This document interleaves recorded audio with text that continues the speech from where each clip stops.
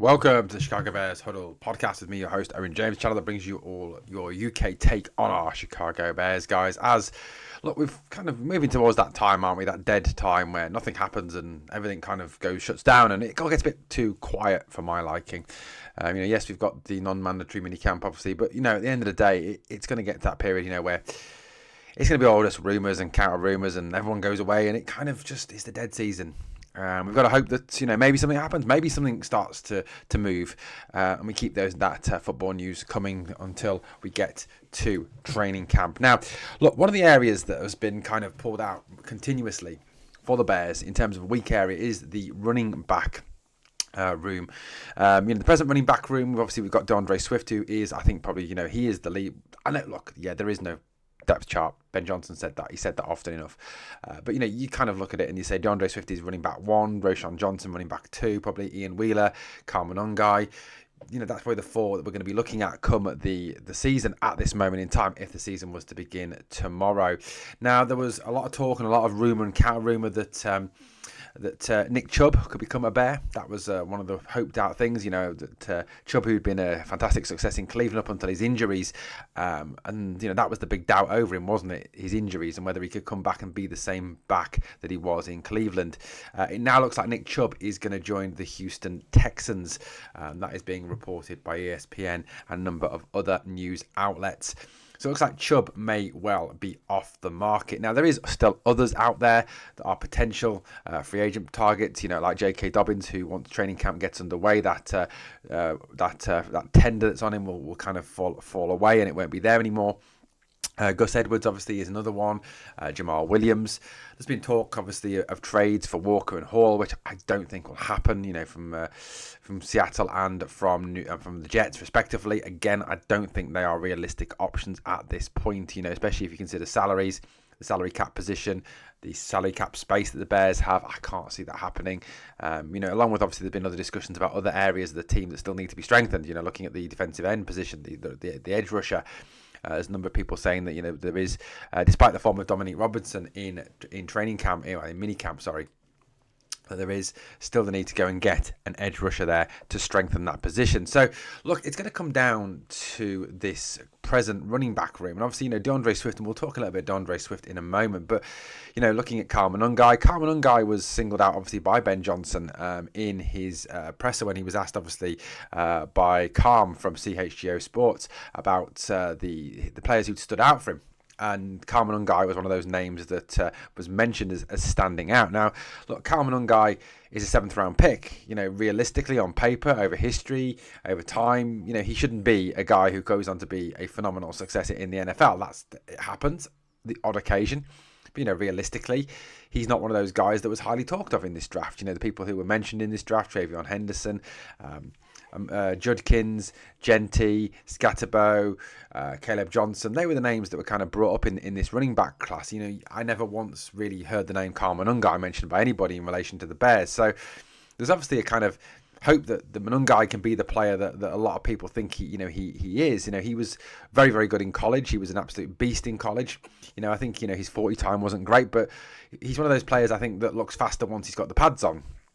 There are players like that, that take the pads off them and there's just something seems to happen there where they don't seem to have the same pace and intensity of when they haven't got the pads on. I mean, it's just what happens, isn't it? So Carmen Ungai, I think, is someone who there is a lot of hope in this organisation. He can come and really sort of take a role this season and be that back that breaks through this season and kind of is the man that will help to supplement the Bears running back. Is it going to be a case of running back by committee? That could be another one, looking at using Swift, Johnson, Wheeler and Manungai and kind of spreading out the running plays, spreading it out, moving it around, keeping the opposition guessing, keeping the offense guessing. I don't know. There's a number of different options there. There's obviously the desire as well. I think, they've kind of brought in Eric Bieniemy, obviously very highly rated coach, former offensive coordinator. Eric Bieniemy, who has a huge intensity, a huge fire inside of him. You only got to listen to him on those videos and how angry he gets at times and how full of intensity he gets at times. To see that hopefully there's a desire that he could perhaps come in and help this running back room make major strides forward. Roshan Johnson obviously is another one. It could be a bit part player. I don't think he's an every down back. Ian Wheeler is back in his running. He's playing. He's been part of mini camp. It's good to see him back. This is a guy who, obviously got that injury, missed his rookie season, has not, didn't really pull up any trees in college. I went back and looked at the guy's college stats and, never really kind of pulled up any trees in college at any point. So, there's hopes that perhaps he can develop and come through and be the running back that that we hope that he can be, and kind of save the Bears a bit of money and perhaps even some draft picks, bringing in a new running back. Now, I think obviously the big hope has to be around DeAndre Swift. DeAndre Swift obviously is a guy who's played in the NFL, a veteran. He is a guy who's in the past impressed. He's been with the Lions, he's been with the Eagles, he's now with the Bears. He's played tough NFC football. And when he was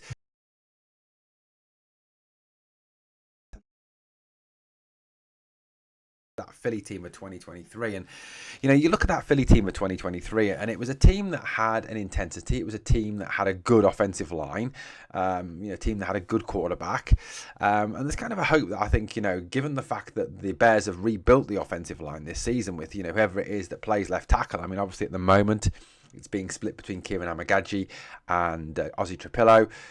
Possibly Braxton Jones comes back into the reckoning in time. But, that's the kind of thoughts, the process that they were one of those three will make the left tackle spot.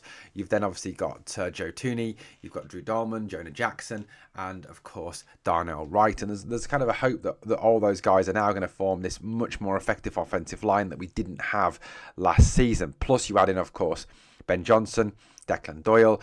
You're going to have a better called, better organised offense, hopefully. And maybe, just maybe, then you can get DeAndre Swift back to his 2023 form where he ran for over 1,000 yards in Philadelphia with a proper offensive coordinator, with a proper offensive line, with a proper quarterback. And, you're dropping those pieces back into place here in Chicago now with, obviously, with the offensive line, with Declan Doyle and Ben Johnson, with Caleb Williams. Last season, in terms of his output last season, 959 yards is not actually that bad behind a garbage offensive line with probably the worst offensive coordinator in the NFL. 6 TDs was actually, his second highest. 8 was his most in 2020.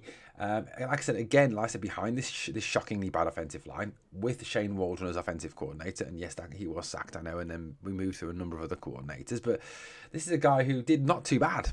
Not too bad considering how bad that line was last year. So hopefully, again, there's more optimism that behind a better line with a second year Caleb and a better OC, that DeAndre Swift can have some success.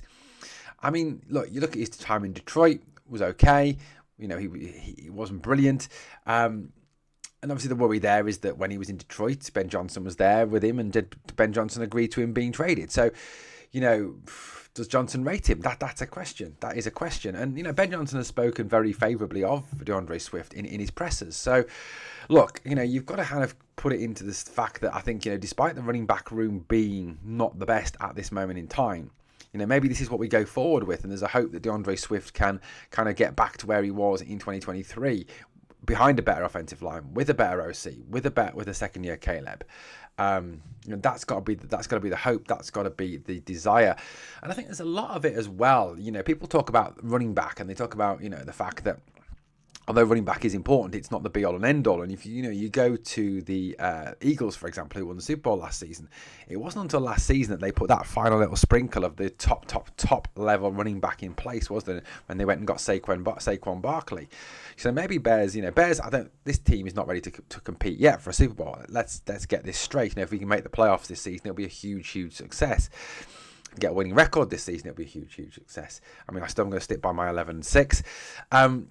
So look, I think the running back room, I think that the hope is that it's good enough to get by this season, and then obviously it'll be addressed, maybe in the draft next year, or even perhaps in free agency if any money can be freed up. But that's the other thing you've got to think of. There's not a great deal of money out there to go and get anyone at this moment in time. I do think if they do bring anybody in, it will be in training camp. It will not be until then. I'll be honest though, looking at the direction the Bears are going in, with the players that they're kind of bringing in and everything else, and this youthful kind of approach to things, I don't see J.K. Dobbins or Jamal Williams realistically being options for the Bears. So I think, there may be, like I said, the intention that we're going to go in with what we've got, we're going to run with what we've got, and there's a hope that DeAndre Swift can get back to that 2023 form that he showed at the Philadelphia Eagles. Guys, I'd love to know your thoughts on the running back room. Do we need another one? Is it absolutely imperative we get one? Or do you think in Swift, Johnson, Wheeler, and Monungai, we've got enough to get through the next season? Guys, let me know your thoughts in the comments. Thanks for watching the Chicago Bears Huddle podcast. If you've enjoyed the content, please like, comment, share, and subscribe. I'll catch you later. Bear down.